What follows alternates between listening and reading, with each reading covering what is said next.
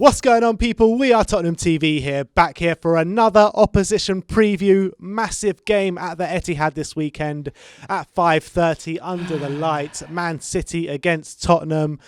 What chance in hell do we have of this game? Perfect I don't opponents. know. But just after playing 120 minutes, exactly who we want to be playing, isn't it? Exactly. Yeah. And obviously we've got Ray from Man City Fan TV here. Ray, welcome and thank you for coming on. How you doing? I'm all right, guys. City Fan TV. Sorry to have to create you City Fan TV. Sorry about City that. Fan TV are another lot, dirty ones. City Fan TV. All right. Hey, you guys, I got to ask you: Are you wishing that it snows so that you can't actually go up to Manchester? I bet you were wishing it was snowing last night so you couldn't get up to Liverpool. I tell you what. I think that we just need to get this game over and done with and just get it etched in the back of our memories. But look. Man City, stuttering start to the season this year. Since losing to Spurs, you've gone on some crazy run. I think it was, 15 wins and a draw or something similar to that. What's it been? We've had 15 straight wins. 15 straight wins. And I think we've only lost 2 games this season. So you're the last game we lost, and ever since then we haven't lost. Most of them have been wins. So hey, guess what? I'm happy. But what's happened to Man City? What's Pep Guardiola done since losing that game to Spurs? There's a lot of things happened, and people kind of overlook and forget that in the summer we had basically no break. We finished on the 5th, I think it was the 15th of August was our last game, and we started about 5 weeks later our first game in the Premier League. On the 11th of August, Liverpool started their pre-season. I think they were in Austria or something. And so City was still playing in the Champions League. So we had very little break. We started the season with a lot of injuries. And I think 3 or 5 players with COVID. I think the 3 players with COVID, some injuries as well to important players like Sergio Aguero. So we had a really tough start to the season. And you could tell, watching the early games, we didn't have the stamina. We couldn't last. I remember against Leeds, we started off the first half, we were good. Second half, we were knackered. So I think a lot of things came into play then. And then every team's had a lot of injuries as well. That hurt us. After we played you guys, we had, I think, loads of chances. We didn't score. You guys hit us on the break. And after that, Pep went to kind of a double pivot. We played more defensively. Basically said, we're not going to let other teams score.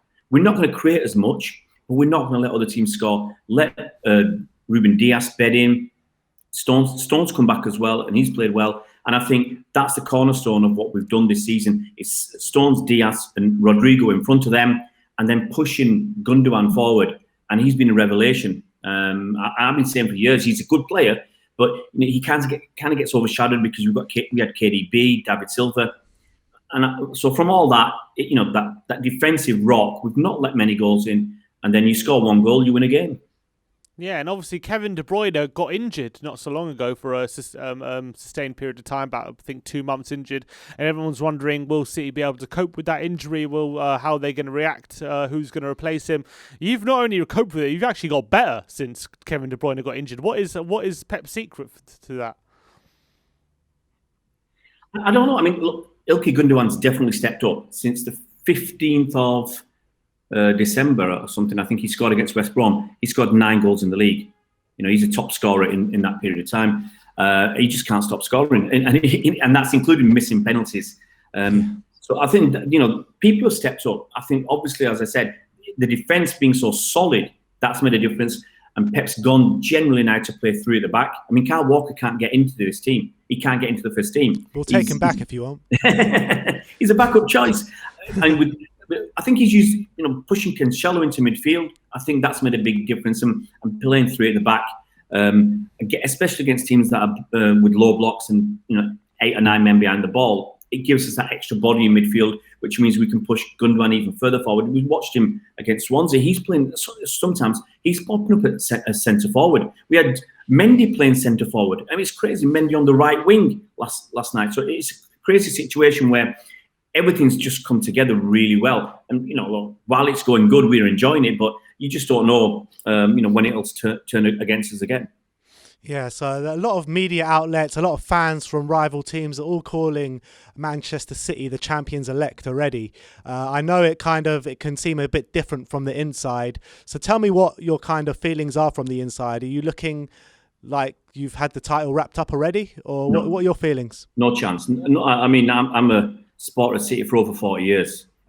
So we used to this thing called Cityitis, where we know how to shoot ourselves in the foot. And you guys are copying. You mean you guys are Spursy. You guys are Spursy. You know how to shoot yourself in the foot. We do. And so we do that on a regular basis. So I mean, even in that Centurion season, a lot of City fans weren't calling it until actually we beat you guys. So maybe it's beating Spurs, then we can say, yes, we're in a good position.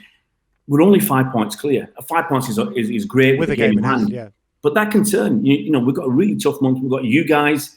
We've got this month, we've got Everton.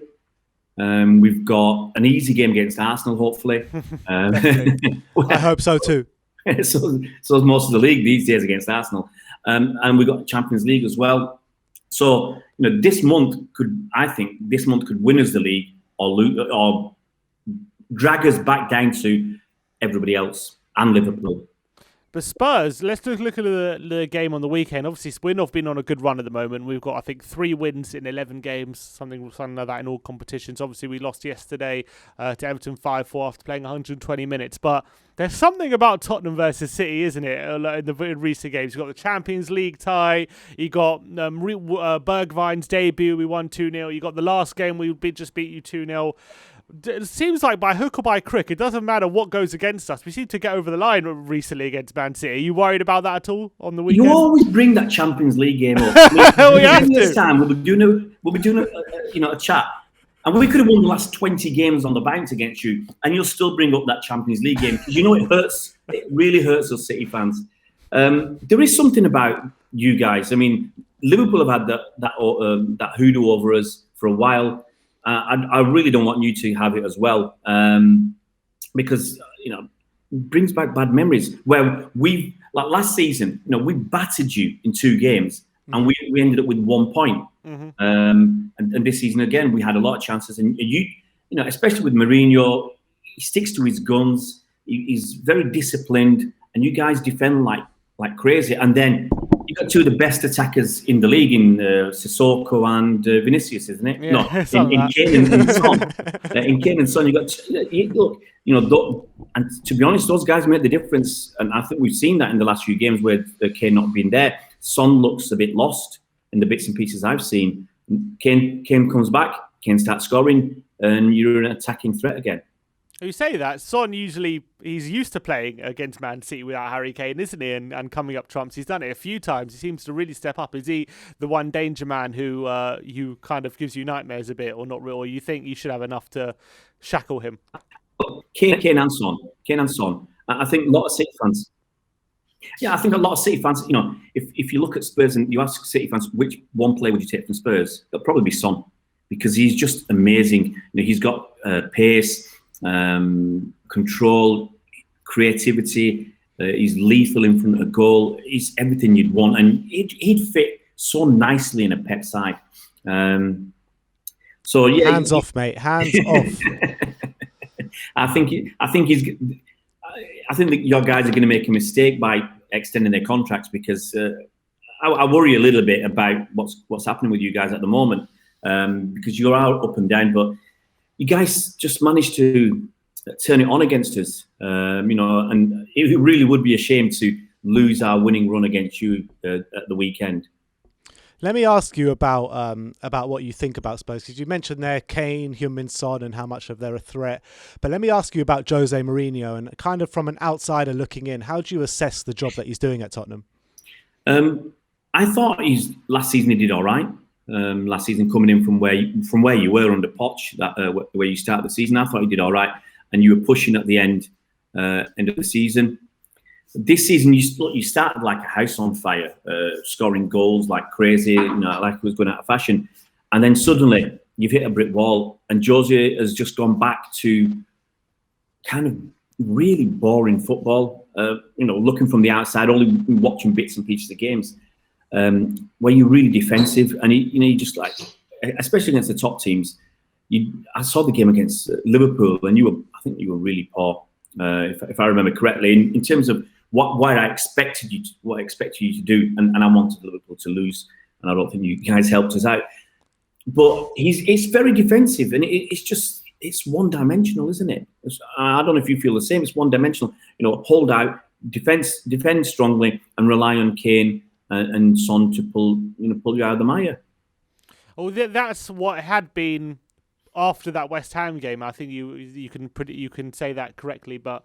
You've got Pep Guardiola as your manager, and obviously you play lovely, free-flowing, attacking football, and it's exciting to watch. And obviously you've won a couple of league titles under Pep as well. But does it mean more to win it in that way, rather than, for example, when you won it under Roberto Mancini?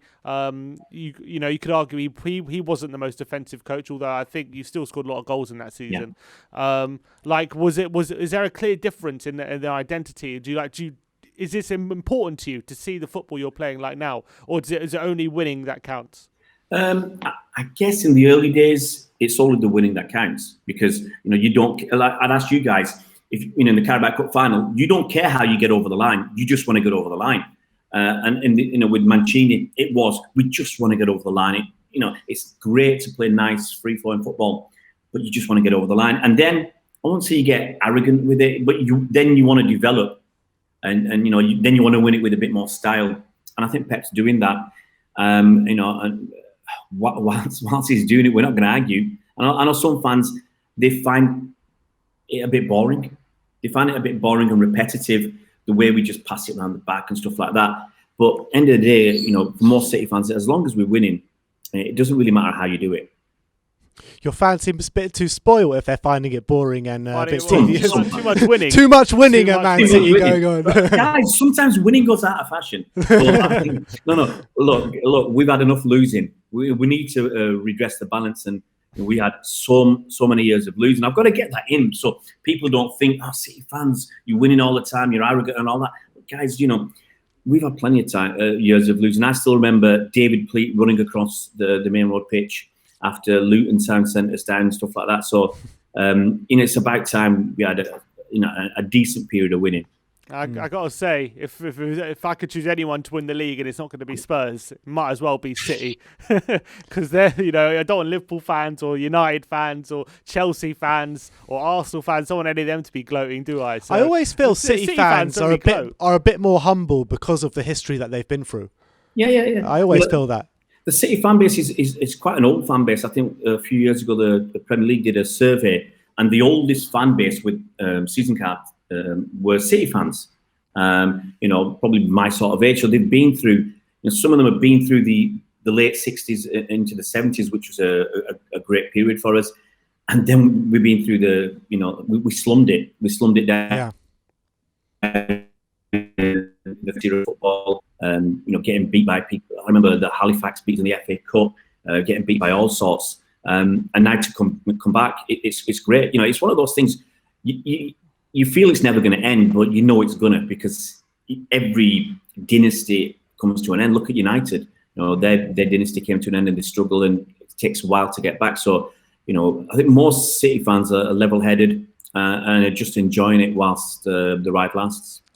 And back on the game finally, obviously we've spoken about the last two games. Do you feel the game is going to be played out in the same way, with Man City going forward, having a host of chances, and us sitting in a low block trying to catch you on the counter? I can't see Jose Mourinho doing anything else but that. It's been successful last couple of seasons, and that's the way he's going to play. And I think the risk is obviously if you try and go toe with City, you'll get battered. I think City are just in that. That's as I said, without being arrogant, that's just the level City are at the moment, the form they're in, players coming back. I don't think Aguero will be on the bench, but he's close to coming back as well. The confidence in City side, obviously must be polar opposite to what it's like at Spurs at the moment. So, we just got to take advantage of that. I think, as I said, Jose will play defensive. If you offered him a 0-0 now, he'd take it. And obviously we played 120 minutes in midweek. You played against Swansea. Did you? I didn't quite catch a lot of your game. Did you rest a lot of your players? Are you going to have a fully fit squad ahead of the game on Saturday? I think we've got 5 players out at the moment, but we rested people like Diaz had a rest. Stones played like 20 minutes or something, or even less. I can't remember now. And we rested a few other players as well. Gabriel Jesus came on as a sub. Great. So we rested filling us with much confidence here, Ray. Thanks. For that. We had a 120 minutes grueling process, 5-4 thriller against Everton, putting in all the effort, and you just sat back, put your feet up, rest a few players against Swansea, and had a chill one. Well, football has a funny way of coming back and biting you in the backside, hasn't it? You've had everybody's looking at this and saying, like you said, Spurs have played 2 hours of football. They're bitterly disappointed, and then 3 days later, you've got to play another game against a team like City, where you're gonna, if you run a lot in that 120 minutes, you're gonna have to run so much more in 90 minutes against City. But football just has this funny old way. As was it Jimmy Greaves said, it's a funny old game. Yeah, it has this way that so maybe it's that pessimist City-itis City fan for so many years that makes me think guys might sneak something out of this. All right, and what scoreline are you going for? Prediction? 6-0. No. And I reckon one of my favourite scorelines is 2-0 because we've got so many games. I think you've got to score first. I think if you don't score first, it's going to be very, very tough to get anything out of the game. And I think City will pretty much shut up shop if we get 2-0 ahead. All right, so Ray is going 2-0. Sim, what are you going to go for? I can't. 1-0 is optimistic. I can't even see that. I'm going to go 2-1 City. 2-1 City. Unfortunately, I can't see anything other than City win. The way they're playing at the moment, the fact that we played in extra time on midweek, I think could be a big factor as well. Tiring legs. We pretty much played a full team as well, so it's going to be a big struggle. And yeah, I mean, the way we're defending at the moment, I definitely can't see us holding City out, can I? So I mean, the last time we played you lot, we were on good form at the time, and you were on bad form. And even that game, you still kind of held all the possession, battered us, and we hit you a bit on the counter attack. Now you're coming into it full of confidence, and our confidence is a bit shot. So I mean, I'm struggling to see how we can get anything out of this game. But look, as you say, football is a funny game.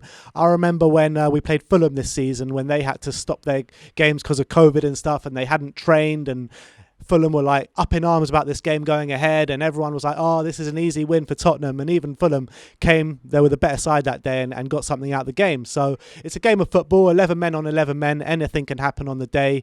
For a prediction, I'm going to go for a draw. I think I'm going to go for 1-1. I mean, but that's just going really confident and positive, and that's all I can think of as a draw out of this game. So look, I'm going 1-1. You're going 2-1 City. You're going 2-0 City. Catch our other preview on Ray City Fan TV's channel, and we'll catch you later. Thank you, Ray, for coming on. Cheers, guys. Like, Cheers, subscribe, and comment. And as always, come on, you Spurs.